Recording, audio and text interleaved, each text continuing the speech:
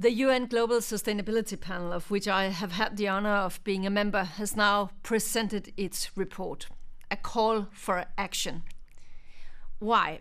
Because when my children are my age, the global population will have grown to more than 9 billion people. By then, still more people will ask for food, for housing, commodities, a share in the good life.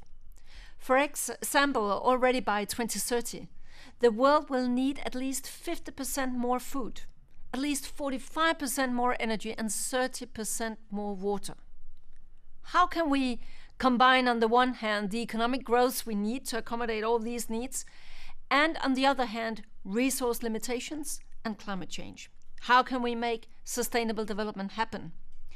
Well, the report concludes that business as usual is clearly not an option. We cannot deal with the challenges of the 21st century with a growth model from the 19th and the 20th century. So yes, we must have growth, but the right question is, what kind of growth? It must be an inclusive economic growth where economic activities thrive while environmental impacts diminish. An economic growth where the way we measure GDP captures the natural wealth of a country, the clean environment, social cohesion, and which also takes into account resource limitations and incentivizes the best use of them. Public and private finance for sustainable development needs to increase, therefore. Governments have a huge responsibility to provide the right incentives, set goals and targets, and take action.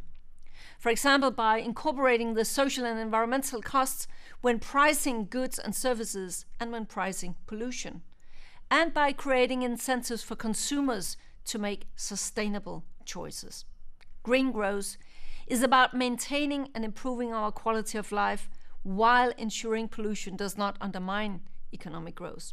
It's about, for instance, building energy-efficient homes. It's about more intelligent ways of producing our goods. It's about lower energy bills. Here in Europe, we have learned some lessons. 1, targets work. They help governments to stay focused even when other political priorities emerge.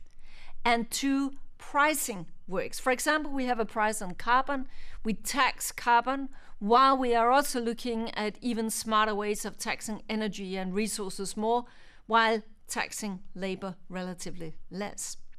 So let's use the upcoming Rio+20 summit to kick off the global transition towards a sustainable and green growth model for the 21st century. If the world follows the recommendations of this report, it would set us on a new and greener pathway towards the future.